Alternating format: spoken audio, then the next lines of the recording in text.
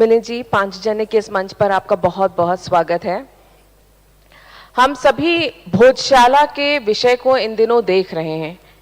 राजा भोज की कई शालाएं थीं। वो कला एवं शिक्षा के रक्षक थे, इसलिए उन्होंने उनके शासनकाल में कई भोजशालाएं बनी। लेकिन धार की जिस भोजशाला के बारे में इस समय हम चर्चा में जिसको देखते हैं, वो उसका विशेष महत्व था। उसमें वो बहुत ही प्रमुख और विश्वविख्यात भोजशाला थी। आखिर विवादों में वो कैसे आई? मुगल आक्रांताओं ने जब आक्रमण किया, खिलजी के शासनकाल में धार भोजशाला को तोड़ दिया और हिंदुओं की पूजा के अधिकार को वहां से छीन लिया गया। ये पूरा इतिहास है। और आज वर्तमान क्या है? क्यों हमें धरोहरों का ध्यान रखने की बात करनी पड़ रही है? क्यों हमारी सांस्कृतिक विरासतें, जिन्हें हमें संजो के रखना चाहिए था, उन्हें हमें बचाना पड़ रहा है, उन्हें हमें मांगना पड़ रहा है, उसके लिए हमें लड़ाई लड़नी पड़ रही है। इसी विषय पे बातचीत करेंगे। हमारे साथ मिलिंद जी हैं। मिलिंद जी, सबसे पहले तो, क्योंकि भोजशाला एक ऐसा विषय है जिस पे आप वर्षों से लगे हैं, आज मामला कोर्ट में है, एएसआई की रिपोर्ट भी जमा हो चुकी है, लेकिन हमारे बीच जो लोग अभी मौजूद हैं, हमारे जितने श्रोतागण यहाँ पर हैं, भोजशाला का इतिहास, मध्य प्रदेश के लिए उसका महत्व और विशेष तौर से सांस्कृतिक महत्व और हिंदुओं के लिए महत्व क्या है? भोजशाला के बारे में हम लोग थोड़ा बहुत तो सब लोग जानते हैं, और सामान्यतः मध्य प्रदेश के बाहर के लोग तो यह समझते हैं कि जिस प्रकार अयोध्या का विवाद है, मथुरा का विवाद है, काशी का विवाद है, उसी तरह भोजशाला का विवाद है। वास्तव में भोजशाला यह राजा भोज द्वारा 11वीं शताब्दी में बनाई गई एक पाठशाला थी, संस्कृत की पाठशाला थी। इसमें वेदों का अध्ययन होता था और विशेष रूप से भाषा शास्त्र का अध्ययन होता था। और जैसा कि स्वाभाविक रूप से हमारी सभी शिक्षा मंदिरों में होता आया है, माँ सरस्वती की प्रतिमा प्रत्येक शिक्षा मंदिर में, गुरुकुल में रहती ही थी, तो निश्चित रूप से भोजशाला में भी एक माँ सरस्वती की प्रतिमा, वाग्देवी की प्रतिमा यह स्थापित थी। उसके इतिहास में थोड़ा अपन चर्चा करेंगे और वर्तमान में जो विवाद है उस पर उसके बाद में चर्चा करेंगे। पर प्रारंभ में यह मैं स्पष्ट कर दूं कि यह उस प्रकार का विवाद नहीं है जो सामान्य तौर पर हम लोग समझते हैं। एक पब्लिक डिस्कोर्स में जो बात है वैसा नहीं है वो। यह कोई टाइटल सूट नहीं है और यह कोई मुकदमा जमीन का, मिल्कियत का नहीं है। यह उसके यूसेज की बात है जो हजारों वर्षों से, कम से कम 1000 वर्ष से चला रहे यूसेज पर जो विवाद है उसकी बात है। तो अपन प्रारंभ करते हैं, पहले भोजशाला का थोड़ा सा इतिहास देखते हैं और उसके बाद फिर आज की जो समस्या है, आज का जो प्रश्न है, और जिस प्रकार हिंदू समाज ने संघर्षपूर्ण तरीके से उस प्रश्न को एक उसके परिणति तक ले आने का प्रयत्न किया है, उसके बारे में बात करेंगे। बिल्कुल, क्योंकि वर्तमान को समझने के लिए इतिहास में जाना बहुत जरूरी होता है। तो शुरुआत हम इतिहास से भोजशाला करते हैं। का प्रारंभिक इतिहास यही है कि राजा भोज ने अपने समय काल में शिक्षा और धर्म के क्षेत्र में जितना काम किया, अनेक पुस्तकें लिखी, ग्रंथ लिखे, उसी प्रकार जैसा कि दीदी ने बताया कि अनेक स्थानों पर पाठशालाओं का निर्माण किया। उसमें से प्रमुख रूप से धार नगर में इस भोजशाला का निर्माण हुआ है। यह उनका जो कार्यकाल था ईस्वी सन 1010 से 1055 तक, उसके बीच में कहीं इसका निर्माण हुआ है। पर यह निर्माण भी कोई प्लेन लैंड पे नहीं हुआ है या खुली जमीन पर नहीं हुआ है। उसके पहले भी वहां पर पाठशाला जैसी कोई वास्तु रही होगी, उसके प्रमाण भी आज हमको मिलते हैं। क्योंकि जब आर्कियोलॉजिकल सर्वे ऑफ इंडिया ने अभी उसका सर्वेक्षण किया तो उसके अनेक मैसनरी पीसेस में, यानी जो जुड़ाई के ईंटें रहती है, उसमें ब्राह्मी लिपि में भी कुछ अक्षर मिले हैं, जो निश्चित रूप से ब्राह्मी लिपि तो राजा भोज के काल के पहले की है।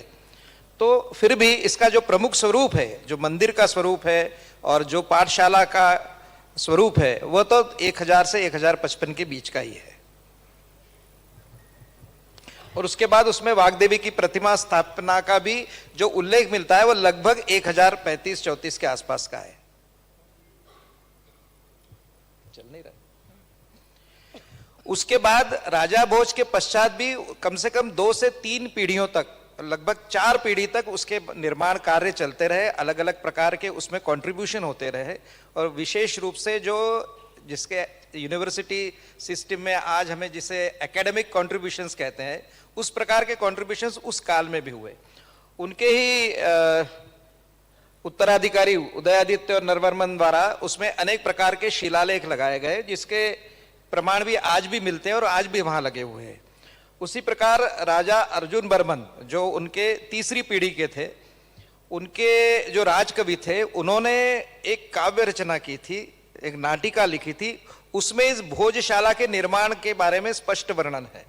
और जो 1210 और 1218 के आसपास वो नाटिका मंचित की जाती थी उसी भोजशाला के प्रांगण में, तो वो भोजशाला, पाठशाला, सरस्वती सदन इस नाम से जानी जाती थी।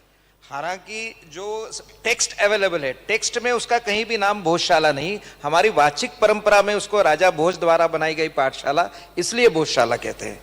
वाचिक परंपरा के अलावा जितने शिलालेख उपलब्ध है, ये नाटिका जो लिखी गई है उसमें उसका नाम सरस्वती सदन इस प्रकार से ही उसका नाम है, पर कालांतर में वो सरस्वती सदन नाम लुप्त हो गया और जो वाचिक परंपरा में हमारा भोजशाला नाम चला वही चलता रहा।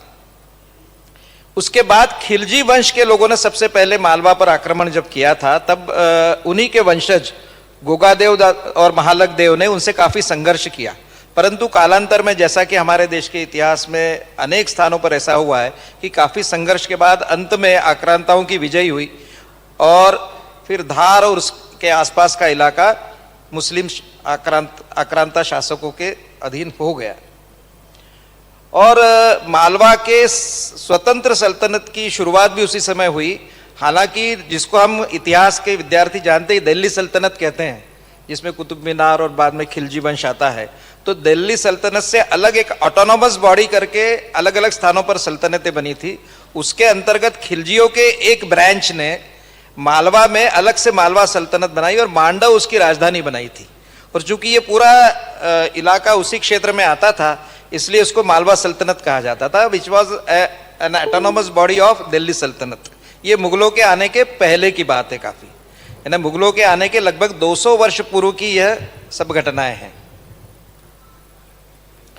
उसके पश्चात जैसा कि हम जानते हैं कि मुगल सल्तनत के कमजोर होने के बाद औरंगजेब की 1707 में मृत्यु हो जाने के पश्चात जब बाजीराव पेशवा ने मुगलों के इलाकों को जीतना शुरू किया, तो उन्होंने सबसे पहले उत्तर भारत में, उनके दृष्टि से उत्तर भारत, आज अपना मध्य भारत जिसमें मध्य प्रदेश का और बुंदेलखंड तक का इलाका आता है, उसमें चिमाजी अप्पा अपने जो छोटे भाई थे उसको विजय के लिए भेजा और उन्होंने इस पूरे मध्य प्रदेश के क्षेत्र का मुस्लिम सल्तनत से या कहिए मुगल सल्तनत से छुटकारा किया, क्योंकि वो रेवेन्यू मॉडल था। एक्चुअली हमारे मालवा क्षेत्र में, निमाड़ क्षेत्र में जितने भी राजा महाराजा, जमींदार, छोटे मोटे नवाब इत्यादि थे, वो रेवेन्यू पार्टनर थे मुगल सल्तनत के, कि वो रेवेन्यू का एक शेयर देते थे मुगल सल्तनत को औरंगजेब के समय तक, और उसके बदले में उनको सुरक्षा की गारंटी दी जाती थी।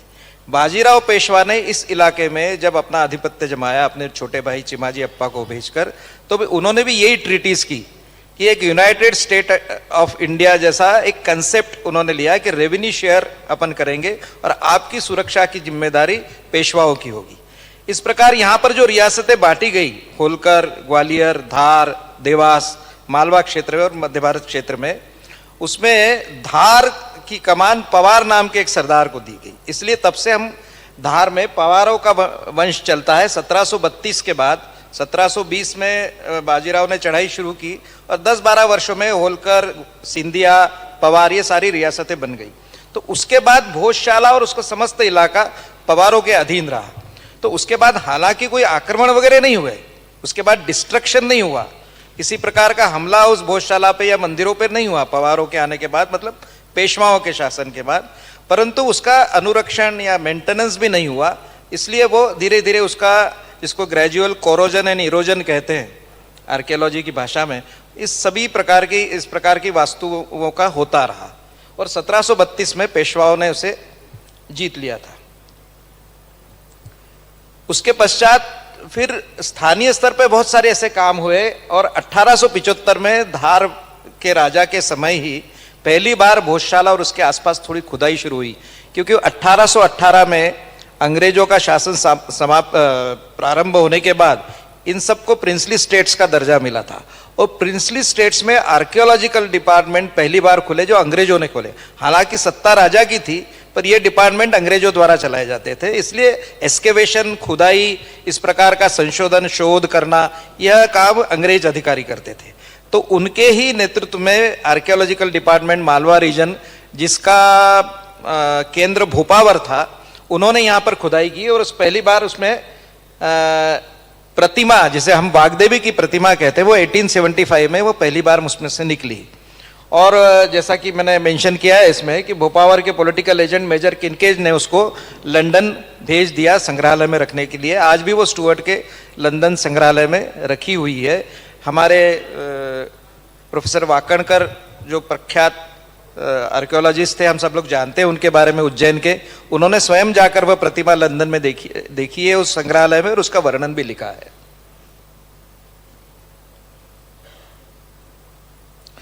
उसके बाद ये सिलसिला शुरू रहा और वहां पर धार स्टेट के के लेले नामक एक एजुकेशन सुपरिटेंडेंट थे, जिनके पास आर्कियोलॉजी का काम था। उन्होंने उसमें काफ़ी काम किया और काफ़ी शिलालेख उन्होंने उसके बाद भोजशाला में से निकाले। और ये सारा रिपोर्टिंग जब अंग्रेज सरकार को हुआ कि वहाँ पर इतनी सारी बातें निकली है, तो उसके बारे में क्यूरियोसिटी इतनी ज़्यादा बढ़ी कि स्वयं लॉर्ड कर्जन, जो गवर्नर जनरल थे भारत के उस समय, वह मालवा के टूर पर आए। मालवा के टूर पर आने के बाद उन्होंने भोजशाला का निरीक्षण किया, भोजशाला में गए और दो बड़े शिलालेख मिले उनको, एक प्राकृत भाषा में और एक संस्कृत भाषा में। वो दो शिलालेखों का उन्होंने उस जमाने में कार्बन कॉपी कराई। आप सब सोच सकते हैं कि आज से 125 साल पहले किसी पेपर पर उसकी कार्बन कॉपी करना, किसी पत्थर के शिलालेख की, कितना कठिन काम था। और उसके बाद वो दोनों शिलालेख एशियाटिक सोसाइटी मुंबई को भेज दिए गए। एशियाटिक सोसाइटी मुंबई ने वो दोनों शिलालेख king George memorial archaeological museum है, जिसको आज राजा शिवाजी म्यूजियम कहा जाता है, जो महाराष्ट्र सरकार का प्रमुख म्यूजियम है मुंबई में, उसमें वो दोनों ट्रांसफर कर दिया। आज भी वहां पर वो दोनों शिलालेख भोजशाला के लिखे हुए रखे हैं। उसके पश्चात इसमें इसका नामकरण वाचक परंपरा का कन्वर्ट कब हुआ नेम प्लेट में, तो उसका भी उल्लेख धार गजेटियर और धार के रिकॉर्ड्स में मिलता है कि वाचक परंपरा में तो लोग भोजशाला कहते थे, कागज पे उसका पुराने ग्रंथों में सरस्वती सदन लिखा था, परंतु लोक भावना के अनुरूप धार के राजा ने पहली बार उस पर नाम पट्टिका लगाई, वो 1934 में भोजशाला, और भोजशाला नाम की पट्टिका तब से वहां पर आज भी लगी हुई है, जो 1934 में धार सरकार के आदेश के अनुसार लगाई गई थी। इस आदेश का परिणाम यह हुआ कि भोजशाला जो केवल वाचक परंपरा में थी, या सरस्वती मंदिर उसको केवल लोग कहते थे, उसका कोई भी डॉक्यूमेंटेशन नहीं होता था। उससे पहले जब मुसलमानों ने उस पर काफ़ी तोड़फोड़ की थी, पर वो बंद हो गई थी, परंतु ऐसी कुछ परिस्थितियां बनी कि पूरे मुस्लिम समाज ने धार में उसके विरुद्ध आंदोलन किया कि ये हमारे महमूद शाह खिलजी द्वारा बनाई गई मस्जिद है, ये भोजशाला नहीं है। और पहली बार संघर्ष की स्थिति निर्माण हुई, उस बात को अब 90 साल हो गए हैं। और दुर्भाग्य से ये सारा रिकॉर्ड में है, मुस्लिम पक्ष द्वारा उपद्रव और हिंसा, कब कब उन्होंने क्या किया। परंतु एक ऐसा क्षण आया जब धार के राजा ने उनके दबाव में आकर उनको मस्जिद में हर शुक्रवार को दोपहर को नमाज पढ़ने की अनुमति दी। जी मिलिंद जी, एक चीज यहाँ पे ये समझना चाहेंगे कि जो परिसर था उसके अंदर पहले नमाज नहीं पढ़ी जाती थी, अधिकार कितने क्षेत्र में था और विवाद किस क्षेत्र को लेके हुआ? विवाद इसलिए उत्पन्न हुआ कि इस भोजशाला के ही बाहर, मतलब मैं बाद में आपको बर्ड आई व्यू दिखाऊंगा उसका, भोजशाला के बाहर एक कमालुद्दीन मौला की दरगाह बनाई गई थी। वह भी खिलजी वंश के एक उत्तराधिकारी ने बनाई थी। ऐसा क्लेम किया जाता है कि कमालुद्दीन मौला कोई बड़े सूफी संत थे, उनकी मजार वहां बनाई गई। जबकि दूसरा उसका काउंटर क्लेम यह है कि उनकी असली दरगाह तो अहमदाबाद में है आज भी उसी नाम से। एनीवे, परंतु वो जो बनाई गई तो उसमें लोग आके उनकी उपासना वगैरह करते थे। उनको जगह कम पड़ने लगी, इसलिए वो धार के राजा के पास गए थे कि साहब शुक्रवार को बहुत ज्यादा लोग आते हैं, तो आप हमको इसके अंदर, ये बड़ा कंपाउंड है, आपने भोजशाला का चित्र देखा होगा, मैं अभी आपको बताऊंगा, तो उसमें बहुत बड़ा कोर्ट यार्ड है बीच में, जिससे अपन कोर्ट यार्ड कहते हैं, आंगन है, बहुत बड़ा आंगन है, तो अच्छी बड़ी जगह है, तो हमें नमाज पढ़ने दे दी जाए। इसलिए धार के राजा ने उनको एक ऑर्डर दिया था 1935 में, जिसमें पहली बार उनको नमाज पढ़ने की अनुमति दी और साथ में डबल बोर्ड भी लगाया गया, भोजशाला ऑब्लिक कमाल मौला। ऐसा पहली बार हुआ है। उसके पहले सारे रिकॉर्ड्स में, किसी भी परंपरा में या ओरल रिकॉर्ड्स में या पेशवा रिकॉर्ड्स में, उसके पहले के खिलजी रिकॉर्ड्स में कहीं भी उसका भोजशाला का कहीं ऐसा वर्णन कमाल मौला नाम से नहीं है, और न ही कोई ऐसा रिकॉर्ड है जिसमें कभी उसमें नमाज पढ़ी गई हो। 1935 के पहले कोई भी नमाज उसमें नहीं पढ़ी जाती थी, ऐसा कोई भी रिकॉर्ड किसी के पास भी उपलब्ध नहीं है। मुस्लिम पक्ष भी नहीं कहता है कि उनके पास भी कोई रिकॉर्ड नहीं है उसका। परंतु इस 1935 के परमिशन के बाद जो मुसलमानों का अंदर जाना शुरू हुआ, उसके बाद हिंदू समाज थोड़ा जागरूक हुआ, और उसमें भी स्वतंत्रता के पहले चूंकि जिस प्रकार का वातावरण था उसमें कोई बहुत बड़ी बात तो हो सकती नहीं थी, परंतु 1947 के बाद पहली बार राजा भोज के भोजशाला में जाने के लिए, उसे प्राप्त करने के लिए हिंदुओं ने एक रक्षा समिति का गठन किया, और पहली बार 1952 में बसंत पंचमी का उत्सव, मां सरस्वती का पूजन भोजशाला के प्रांगण में जाकर, जहां पर यज्ञ कुंड बना हुआ है और जहां पर प्रतिमा पहले स्थापित थी, उस प्रतिमा की जगह, हालांकि प्रतिमा अब नहीं है, पर वहां पर पहली बार हिंदू समाज ने एकत्रित होकर, संगठित होकर बहुत बड़े पैमाने पर भोजशाला में जाकर बसंत पंचमी का उत्सव मनाया, और तभी से यह बात शुरू हुई। उसके बाद मुस्लिम पक्ष काफी विरोध करता रहा, परंतु उसमें कुछ उनको कामयाबी मिली नहीं। अंत में 1962 में 1962 में मुस्लिम पक्ष ने पहली बार मौलाना कमालुद्दीन कमेटी वगैरह एक रजिस्टर करके उसकी तरफ से एक सिविल सूट फाइल किया धार के डिस्ट्रिक्ट कोर्ट में।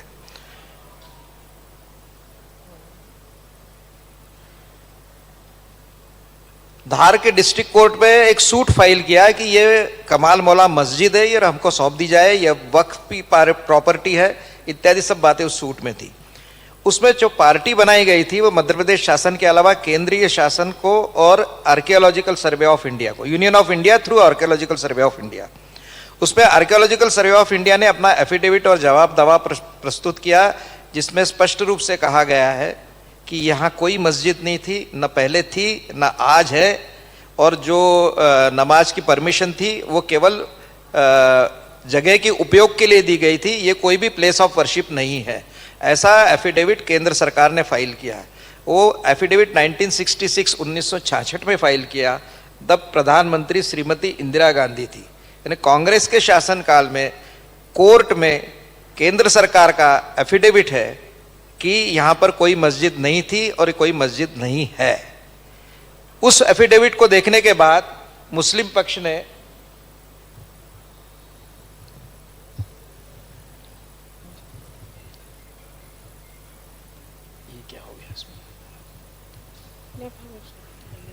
चलिए, हाँ, उसके बाद उन्होंने वो दावा कंटेस्ट नहीं किया और वो दावा खारिज हो गया। इसलिए आज भी हम जो कोर्ट में बात करते हैं तो यही कहते हैं कि ये भारत सरकार का ये स्टैंड कंसिस्टेंट है भोजशाला के बारे में कि वहाँ कभी मस्जिद नहीं थी, कभी मस्जिद नहीं है। आज की भी सरकार यही कहती है। पहले भी ऐसा हुआ था जब अटल जी की सरकार के समय एक रिट पिटीशन जबलपुर में फाइल हुई थी, उसमें भी केंद्र सरकार ने यही कहा था कि वहाँ कोई मस्जिद नहीं थी। तो वो जो स्टैंड है सरकार का कि यहाँ कोई मस्जिद नहीं थे, वो अभी तक कंसिस्टेंट है पिछले 50-60 वर्षों में, ये कभी चेंज नहीं हुआ है। उसके बाद अलग अलग आंदोलन होते रहे, अलग अलग प्रकार से उसको हैंडल किया जाता रहा, किसी कभी तुष्टीकरण करने के लिए, कभी और कुछ करने के लिए, और अंत में दिग्विजय सिंह जी के समय उन्होंने उस भोजशाला को बंद कर दिया। It was closed for all except Friday for Muslims. यानी उन्होंने एक आदेश ASI से जारी करवाया जिसमें प्रति शुक्रवार को दोपहर को 1 बजे से 3 बजे तक मुसलमानों को नमाज पढ़ने की अनुमति रहेगी, और बाकी दिनों में भोजशाला में ताला रहेगा, और बसंत पंचमी के दिन एक दिन हिंदू जाके पूजा कर सकते हैं। वो भी आधे दिन नहीं, वो अगर शुक्रवार और बसंत पंचमी एक दिन पड़ती है तो वो आधा दिन हो जाता है। तो हमको एक दिन मिला, उनको 52 दिन मिला। जब बड़ा आंदोलन चला 1997 के बाद, बड़ा आंदोलन चला 2003 में 1 लाख हिंदुओं ने वहां प्रदर्शन किया भोजशाला पर। बहुत बड़ी धर्म सभा हुई और उसमें यह संकल्प लिया गया कि भोजशाला को मुक्त करेंगे। तब जाके केंद्र सरकार जागी, उन्होंने वार्ता की हिंदू पक्ष से, और अंत में यह तय हुआ कि इसमें कुछ सोल्यूशन निकलना चाहिए। तो जो अंतिम आदेश जारी हुआ है, जो आज तक लागू है, वह 2003 का आदेश है जो आर्कियोलॉजिकल सर्वे ऑफ इंडिया ने दिया है। उस समय श्री जगमोहन संस्कृति मंत्री थे, अटल जी की सरकार थी। तो उस समय उन्होंने हमसे यही कहा, मतलब सभी आंदोलनकारियों से, कि आप ऐसा मत कुछ कीजिए कि जिससे कारण लिटिगेशन हो, क्योंकि मैं कुछ भी आदेश जारी करूंगा तो उसको कोर्ट में चैलेंज हो जाएगा और फिर अपन फंस जाएंगे और कई साल तक मुकदमे का कुछ होता नहीं, जैसा अयोध्या में चल रहा है, मथुरा में चल रहा है, ऐसा उस समय हमको बोले थे। तो फिर हमने पूछा क्या करें। देखो बोले उनकी छोटी लाइन है, अपन उससे बड़ी लाइन खींचेंगे। वो 52 बार आते हैं ना साल में नमाज पढ़ने, हर शुक्रवार 52 शुक्रवार होते हैं एक वर्ष में, तो वो 52 बार आते हैं, 2 घंटे के लिए आते हैं, मतलब वो 104 घंटे के लिए भोजशाला खुली है ना उनके लिए। मैं एक काम करता हूं, मैं आपको बाकी सब दिनों के लिए आपके लिए खोल देता हूं। मैंने कहा वो कैसे? बोले आप मंगलवार आप ले लो, उसमें उस दिन पूजा करो, बाकी दिन वो पर्यटकों के लिए खुली रहेगी, ऐसा मैं ऑर्डर निकालता हूं, तो हिंदू समाज हर दिन वहां जा सकता है। तो उन्होंने एक काम किया कि वो छोटी लाइन थी हर प्रति शुक्रवार जाने की, उससे एक लंबी लाइन खींच दी हम लोगों को जाने की। वह ऑर्डर आज तक लागू है। अब ताजा विवाद में आखिरी 5 मिनट में बिल्कुल मैं आपसे कि अच्छा अभी एएसआई की जो रिपोर्ट कोर्ट में दी गई है, क्योंकि मामला सब जुडिस है, उसके बाद तो हम बात नहीं कर सकते, लेकिन अभी क्या चल रहा है उसमें?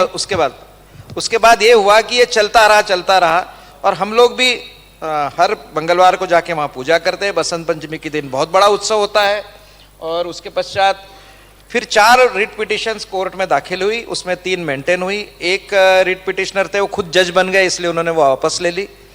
उसके पश्चात अभी ये जो चल रहा है वो मुस्लिम पक्ष की ओर से एक पिटिशन दायर की थी कि ये हिंदुओं की पूजा बंद की जाए, उनका प्रवेश रोका जाए और बसंत पंचमी का उत्सव बंद किया जाए। ये उन्होंने एक रिट पिटिशन फाइल की थी और फिर बाकी लोगों ने की। उसके पश्चात अभी लेटेस्ट में हिंदू फ्रंट ने उत्तर प्रदेश से, आप सभी लोग जानते हैं विष्णु जैन और उनके पिता श्री हरिशंकर जैन वरिष्ठ अधिवक्ता है, उनकी तरफ से एक पिटिशन फाइल की गई कि ये जो ऑर्डर है 2003 का, उसमें दोनों को प्रवेश है, तो एक ऐसा कोई स्थान हो नहीं सकता जिसमें पूजा भी हो और नमाज भी हो, इसलिए इसको निश्चित करना आवश्यक है। इसलिए उन्होंने मांग की कि इसका आर्कियोलॉजिकल सर्वे ऑफ इंडिया से पूरा सर्वेक्षण किया जाए। उसमें मध्य प्रदेश उच्च न्यायालय ने निर्णय दिया कि आप सर्वे कीजिए। सर्वे हुआ, लगभग 100 दिन तक अभी सर्वे चला, जिसकी 2500 पन्ने की रिपोर्ट आई है, जो मैं आपको वैसे बता सकता हूं कि पूरी तरह हिंदुओं के पक्ष में, किंतु चूंकि वह सबजुडिस मैटर है इसलिए उसके डिटेल्स में आपसे रिवील नहीं कर सकता। और उसके बाद इससे नाराज होकर मुस्लिम पक्ष सुप्रीम कोर्ट गया। अभी 2 महीने पहले सलमान खुर्शीद उनकी तरफ से अपीयर हुए, उन्होंने कहा कि सर्वे पर रोक लगाई जाए। सुप्रीम कोर्ट ने मना कर दिया सर्वे पर रोक लगाने से, परंतु ये जरूर कहा है कि सर्वे की रिपोर्ट पर अभी कोई कार्रवाई नहीं की जाए जब तक सुप्रीम कोर्ट इस मैटर को डिस्पोज ऑफ नहीं करता है। तो वर्तमान में ये स्थिति है और हिंदुओं के अधिकार जो है उसमें केवल एक बाधा है कि शुक्रवार को वो लोग आके नमाज पढ़ते हैं। बाकी हमारा वसंतोत्सव हर वसंत पंचमी को होता है और पूरे दिन भर होता है और हर दिन हम वहां जा सकते हैं। केवल पूजा मंगलवार को ही होती, बाकी दिन पूजा करने की अनुमति नहीं है। अभी इतना टेम्पररी रिलीफ के साथ 2003 से 2024 मतलब 21 साल से हम चल रहे हैं। मैं केवल आप वो फोटोग्राफ्स हम देखना चाहेंगे क्योंकि उससे जो है तस्वीर पूरी तरह साफ होगी। जो मिलिंद जी ने काफी वहां पर संघर्ष भी किया है।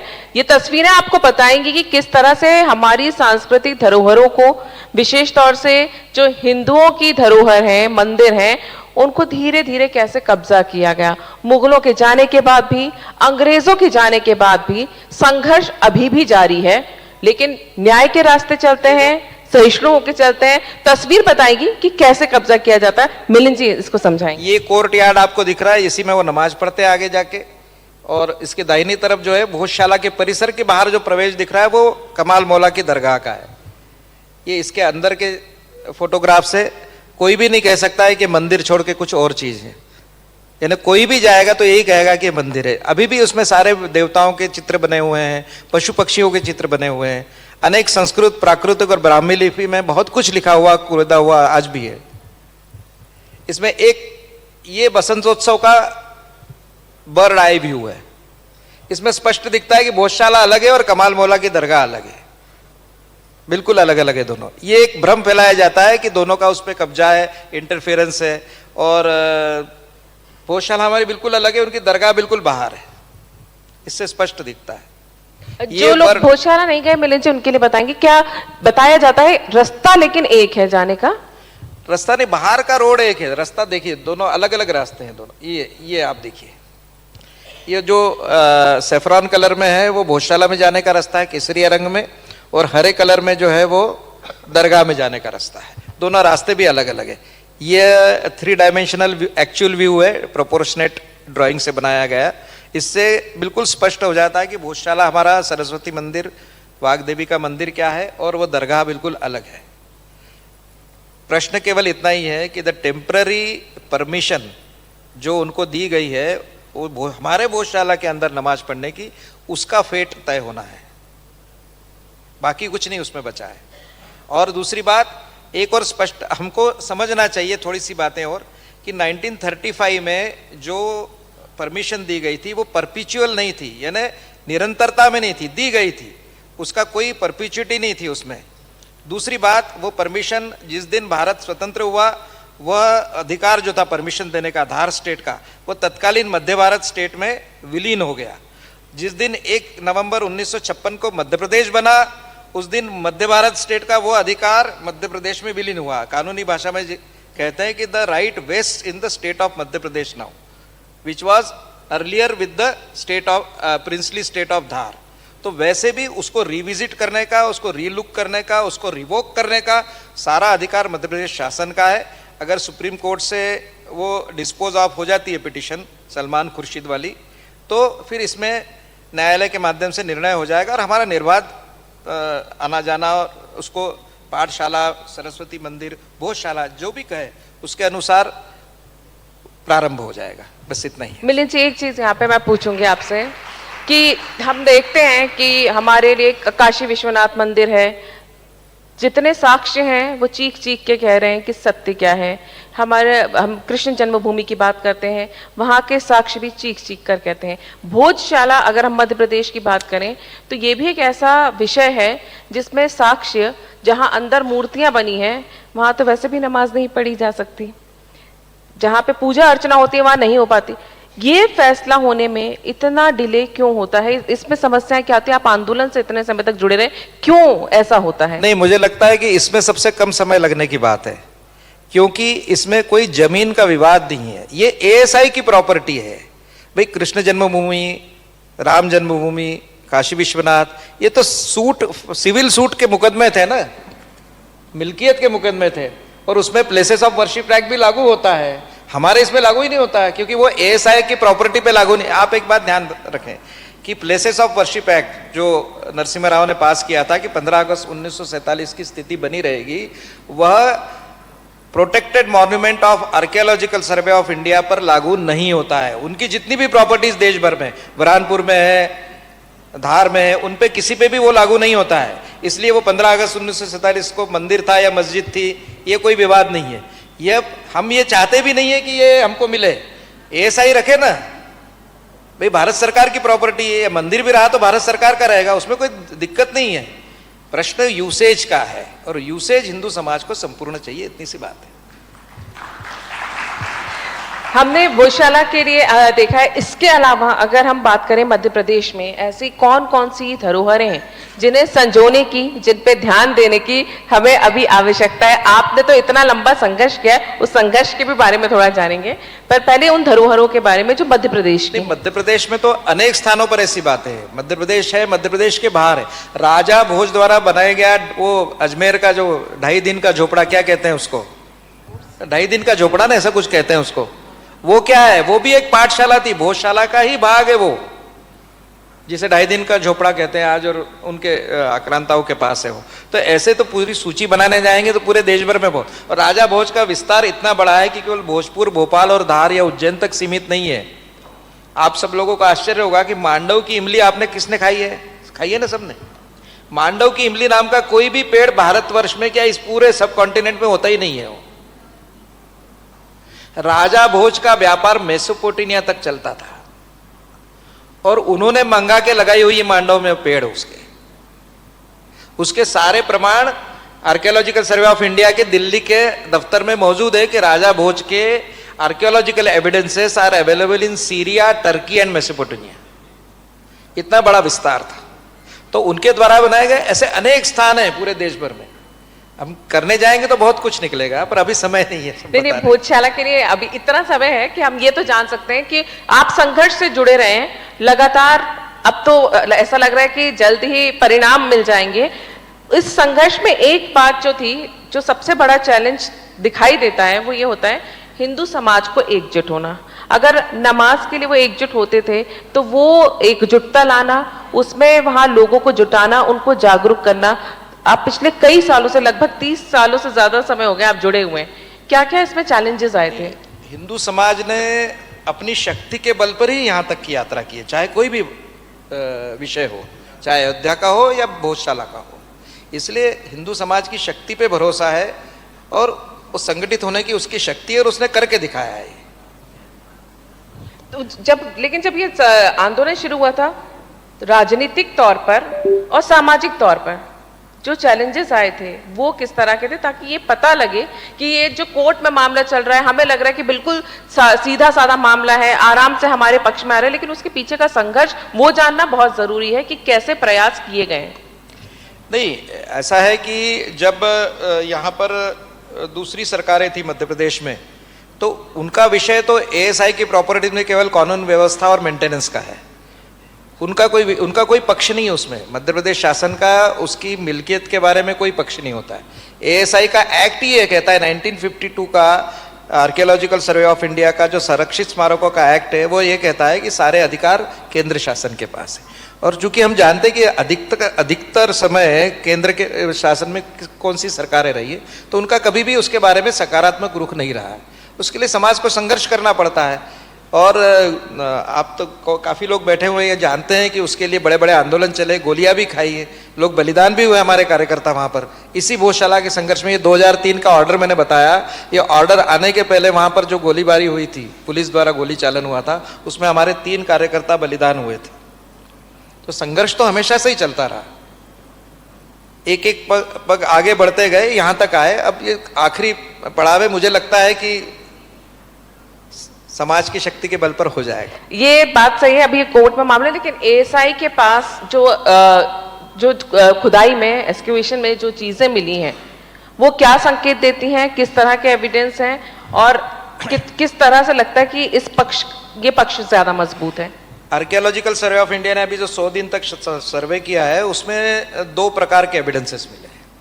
एक एविडेंसेस वो हैं जो शिलालेखों के रूप में और जिसको व्यक्त करना किसी भाषा में संभव है, ऐसे सारे एविडेंसेस मिले हैं, चाहे वो ब्राह्मी लिपि में हो, प्राकृत में हो, संस्कृत में हो। तो उसके कारण तो ये एस्टेब्लिश होता है कि ये पाठशाला थी, वेद का अध्ययन होता था, भाषा का अध्ययन होता था। उसके अलावा मूर्तियाँ बहुत अधिक संख्या में मिली है। मूर्तियाँ मिली है, विष्णु के अवतारों की मूर्तियाँ मिली है, सरस्वती की मूर्ति मिली है, अनेक प्रकार की मूर्तियाँ मिली है। उसके अलावा कुछ टेक्नोलॉजी, जिसको प्राचीन काल की, जिसको हम आर्किटेक्चर कहते हैं या टेक्नोलॉजी कहते हैं, उसके जैसे टाउन एंड कंट्री प्लानिंग की आज हम बात करते हैं, तो उसका जो शास्त्र था किसी जमाने के, उसके भी कुछ एविडेंसेस उसमें मिले हैं। सामान्य तौर पर मंदिरों में ये नहीं मिलते हैं, पर भोजशाला चूंकि एक मल्टीडिसिप्लिनरी एजुकेशन सेंटर था, ऐसा आज की भाषा में हम कह सकते हैं, तो उसमें आर्कियोलॉजी के अलावा आर्किटेक्चर और सिविल इंजीनियरिंग के भी कई प्रमाण आर्कियोलॉजिकल सर्वे ऑफ इंडिया के इस सर्वेक्षण में मिले हैं। तो एक जिसे कह सकते हैं कि बहुआयामी कलेक्शन हुआ है उस सर्वे में, और उसकी रिपोर्ट लगभग 2500 पेज की है, जो मध्य प्रदेश उच्च न्यायालय में, माननीय उच्च न्यायालय में हमने जमा की है, परंतु उसके डिटेल में आपसे रिवील नहीं कर सकता। पर है, इतनी बात है कि वो हमारे दावे को पुष्ट करती, दावा पुष्ट है। और जिस तरह से हम देखते हैं वहां पर तनाव का बहुत माहौल बनता रहा था। अब परिस्थितियां कितनी बदली हैं, चीजें कैसी बदली हैं पिछले 30 सालों में? अब जब मामला कोर्ट में चल रहा है, ये भी दिख रहा है कि किस पक्ष की तरफ मामला झुका हुआ है। मुस्लिम पक्ष को ये भी पता हो, उनके साक्ष्य बहुत कमजोर हैं। तो क्या हर बार जो तनाव के नाम पर बलि ले ली जाती थी? तनाव तभी होता है जब बसंत पंचमी और शुक्रवार एक दिन आते हैं, बाकी कोई तनाव नहीं होता है। अच्छा, और ये बहुत कम होता होगा? ये 3-4 साल में एक बार होता है। अभी तक उसको लॉ एंड ऑर्डर के हिसाब से ट्रीट करते थे, पर जब इसका सोल्यूशन निकलेगा तो उसका भी समाधान हो जाए। अच्छा, भोजशाला की अगर हम बात करें थे ना मिलिंद जी, जो आप कुछ एविडेंसेस आप जो अपने उसमें दिखा रहे थे, अंग्रेजों के शासन के बाद जब मामला सामने आया था, उस समय किस किस तरह के विवाद सामने आए थे, और वहां से लेकर अभी तक जो देखा जाए कि किस तरह से पूरी चीजें सामने आई हैं, और हमने परिणाम की ओर जब ये रुख कर रहे हैं, क्या लगता है आपको कि इसके बाद भोजशाला के बाद हमें अगली जो हमारी सीढ़ी है वो क्या होनी चाहिए? नहीं, मुझे लगता है कि भोजशाला का समाधान बहुत सकारात्मक रूप से हिंदू समाज के पक्ष में निकलेगा, और उसके पक्ष में देखने के बाद बाकी जो धरोहर है उसका सकारात्मक प्रभाव बाकी चीजों पे पड़ेगा, और हाँ, आसान होगी हमारी। बहुत बहुत धन्यवाद। और